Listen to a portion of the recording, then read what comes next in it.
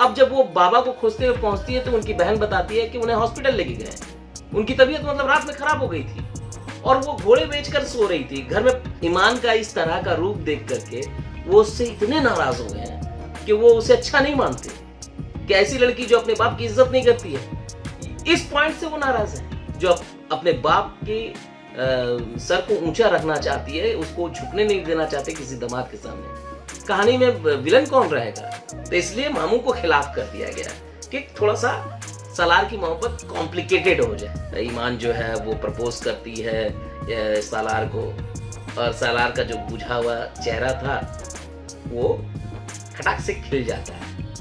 एक बात तो समझ में नहीं आ रहा कि वो गूंगी बहरी लड़की को बिना देखे, बिना कुछ सोचे समझे उसके साथ शादी जल्दी करने में क्यों इनको हड़बड़ी मची हुई है। अरे जो लड़का बताया गया, उसकी सौतेली माँ बताती कि ये उससे मोहब्बत करता था, वो परेशान नहीं है, आप परेशान। सवेरा को ईमान कुछ देती है कि अपनी बेटियों के लिए ये रख लो, तो कहती नहीं, मैं अपनी बेटियों को एतमाद और काबिलियत दूंगी ताकि उन पर कोई हाथ ना चलाए या वो खुद मुख्तार बने, किसी के मोहताज ना रहें। ये मैडम खुद मुख्तार कभी नहीं रही और इन्होंने कभी अपने जुल्म के खिलाफ आवाज नहीं उठाई, लेकिन बच्चों को बनाना चाहती। तो दोस्तों आज हम बात करेंगे रद्द ड्रामा के 12वें एपिसोड के बारे में। जी हाँ दोस्तों, रद्द ड्रामा का 12वां एपिसोड ARY डिजिटल पर अवेलेबल है, जाकर आप देख सकते हैं। इसका 12वां एपिसोड आ गया। तो आइए सबसे पहले 12वें एपिसोड की मुख्तसर कहानी पर नजर डालते हैं। तो 12वें एपिसोड में ये होता है कि भाई इधर जो मामू जान है, लैक मामू, वो खबर सुनाते हैं कि भाई मैं यहाँ से अभी नहीं जाऊँगा, कुछ दिन और रुकूंगा, तो भाई आप मरियम के घर वालों से बात कर लीजिए और जल्दी शादी कर देंगे। तो उनके जो सौतेली माँ है, यानी कि सलार की जो सौतेली माँ है, वो कहती नहीं उनके घर में तो शोक है। तो वो लैक मामू कहते हैं कि भाई इतने दिन हो गया ना शोक, और कितना चाहिए, अगर नहीं होता तो फिर छोड़ो। वो एनीवे वो हड़बड़ी में पता नहीं क्यों। अब दोस्तों आलम साहब की तबीयत बिगड़ जाती है तो उन्हें सब लोग हॉस्पिटल लेके जाते हैं और हॉस्पिटल में सालार है जो हमेशा उनके साथ रहता है, तो यहाँ पर भी वो है। तो इधर सो करके उठती है ईमान और उसे उसकी बहन बताती है कि बाबा को हॉस्पिटल लेके गए हैं और उन्हें कैंसर है। तो ये खबर जब ईमान को पता चलता है तो उसका सुध बुध खो जाता है। तो किसी भी लड़की के साथ ऐसा हो सकता है। उसके वालिद के बारे में जब ये पता चले तो ऑब्वियसली उसको तकलीफ होगी। एनीवे उधर जैन, उसकी मंगनी टूट गई है तो वो नर्वस उसका डाउन हो चुका है। तो घर वाले जो हैं अब विदेश जा रहे हैं, यानी कि उनकी वालिद और उनकी वालिदा। और उसके बाद पता चलता है कि उनका एक्सीडेंट हो जाता है और उसमें जैन की वालिदा का इंतकाल हो जाता है। अब इधर ईमान जो है वो हॉस्पिटल पहुंचती है तो आलम साहब उसे देखते हैं तो वो कहते हैं इसे दूर भगाओ, मेरे सामने नहीं आना चाहिए। वो नाराज हैं, लेकिन ईमान उनसे काफ़ी गुजारिश कर रही है कि आप अपना इलाज करवा लीजिए, लेकिन वो इलाज कराने को रेडी नहीं है। एनीवे ये ओवरऑल 12वें एपिसोड की कहानी थी दोस्तों। अब दोस्तों इसके सीन बाय सीन एनालाइज करते हैं। अब दोस्तों मामू, लैक मामू, वो शादी में जब पहुंचते हैं तो ईमान का इस तरह का रूप देख करके वो उससे इतने नाराज हो गए हैं कि वो उसे अच्छा नहीं मानते कि ऐसी लड़की जो अपने बाप की इज्जत नहीं करती है। इस पॉइंट से वो नाराज है।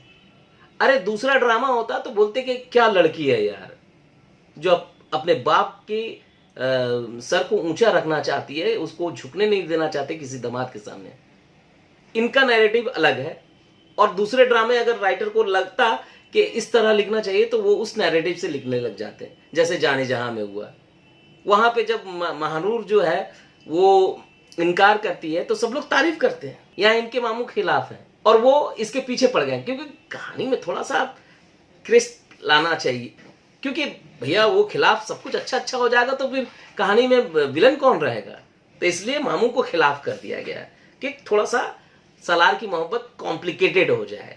ईमान जो है सुबह सो करके उठी हैं। अब जब वो बाबा को खोजते हुए पहुंचती है तो उनकी बहन बताती है कि उन्हें हॉस्पिटल लेके गए। उनकी तबीयत रात में खराब हो गई थी और वो घोड़े बेचकर सो रही थी घर में। सोचिए किसी की तबीयत खराब हुई होगी, कितनी अफरा तफरी मच गई होगी। या चुप्पे से आलम साहब को ले गए होंगे, चलो चलो चलो चलो हॉस्पिटल। क्या मतलब है? और उसे खबर तक नहीं है, क्योंकि यहाँ उनकी बहन का वो सीन डालना था कि बाबा ने मना किया है। बाबा ने मना किया होगा, लेकिन शोरगुल तो होता ही है ना जब किसी को हॉस्पिटल लेके जाते हैं, एम्बुलेंस आया होगा। कैसे लेके गए हैं इनको, किसकी गाड़ी में? उनकी आलम साहब के घर में तो कोई गाड़ी है नहीं, तो फिर लेके कैसे गए होंगे? कॉल करके बुलवाया होगा टैक्सी को, टैक्सी में लेके गए, या एम्बुलेंस आया होगा तो जरूर एम्बुलेंस ने आवाज लगाई होगी, उसका सायरन बजा होगा। तो फिर ईमान को होश नहीं है कि उसके वालिद हॉस्पिटल में एडमिट। एनीवे, अब दोस्तों ईमान पहुंचती है हॉस्पिटल में, वहां सालार को देखती है तो बाहर में खड़े होकर के बोलती है, ये सालार यहां क्या कर रहा है? पता नहीं ईमान को सालार से इतना कॉम्प्लेक्शन क्यों है, समझ में नहीं आता, क्यों वो हमेशा उससे चिढ़ती रहती है। अरे भैया ठीक है, वो आपसे मोहब्बत करता था, ये राज खुल गया है, लेकिन वो आपके वालिद का दोस्त है, उसको आपके वालिद पसंद करते हैं, वो रहेगा। लेकिन आपको थोड़ा सा स्टोरी में थोड़ा सा मजेदार बनाना है कि हाँ भाई लड़की नफरत करती है, तब लड़का उसके साथ उसकी शादी हो जाएगी तो थोड़ा सा अट्रैक्टिव लगेगा, स्टोरी मजा आएगा, है ना। जैसे कि आगे एपिसोड में आने वाला है कि ईमान जो है वो प्रपोज करती है सालार को, और सालार का जो बुझा हुआ चेहरा था वो खटाक से खिल जाता है। एनीवे, अब दोस्तों मामू जान जो है ना, लैक मामू, वो परेशान है कि जल्दी से इसकी शादी कर देनी है सालार की। एक बात तो समझ में नहीं आ रहा है कि वो गूंगी बहरी लड़की को बिना देखे, बिना कुछ सोचे समझे उसके साथ शादी जल्दी करने में क्यों इनको हड़बड़ी मची हुई है। अरे जो लड़का बताया गया, मतलब उसकी सौतेली माँ बताती कि ये उससे मोहब्बत करता था, वो परेशान नहीं है, आप परेशान हैं। कहानी को थोड़ा सा राइटर ने जबरदस्ती का थोड़ा सा कॉम्प्लिकेटेड बनाया कि मजा आना चाहिए, लेकिन मजा आ रहा है। अब दोस्तों देखिए, इसी सीन में सवेरा को ईमान कुछ देती है कि अपनी बेटियों के लिए ये रख लो, तो कहती नहीं नहीं, मैं अपनी बेटियों को एतमाद और काबिलियत दूंगी ताकि उन पर कोई हाथ ना चलाए, या वो खुद मुख्तार बने, किसी के मोहताज ना रहें। ये मैडम खुद मुख्तार कभी नहीं रही, और इन्होंने कभी अपने जुल्म के खिलाफ आवाज नहीं उठाई, लेकिन बच्चों को बनाना चाहते। अरे मैडम, पहले कम से कम अपने हस्बैंड के खिलाफ आवाज तो उठाओ जो आपको मार रहा है, पीट रहा है, जख्म दे रहा है। फिर बाद में ये कम से कम मिसाल पेश कर दो तो आपके बच्चे खुद ब खुद डेयरिंग बाज बन जाएंगे। आपने बोयाम में अचार की तरह रखा है क्या कि निकाला और दे दिया बच्चों के सामने, ये लो बेटा खुद मुख्तार, और ये लो एतमाद। कहां से लाएंगी? उसके लिए आपको मिसाल पेश करना पड़ेगा मैडम।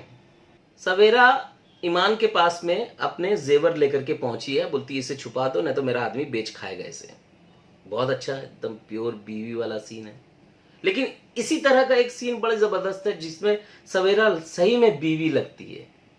कैसे बता रहा हूं, सवेरा फ्लैशबैक में देखती है कि जमील जो है वो बात कर रहा है शाइस्ता के साथ में, और कहता है शाइस्ता जी, धमाका जितना बड़ा होगा उतना ही खतरनाक होगा।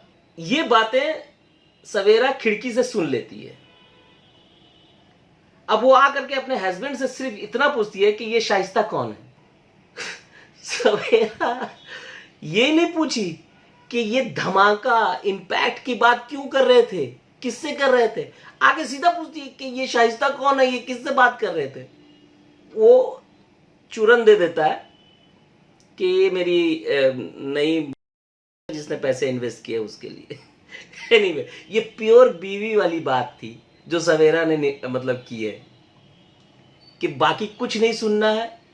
तो दोस्तों, जहां तक इस ड्रामे में जो जो पॉइंट्स थे वो मैंने आपके सामने बयान कर दिया। अगर आपको अच्छी लगी हो तो जरूर कमेंट कीजिए, बताइए मुझे, कमेंट जरूर कीजिएगा, लेकिन प्लीज सब्सक्राइब जरूर कीजिए।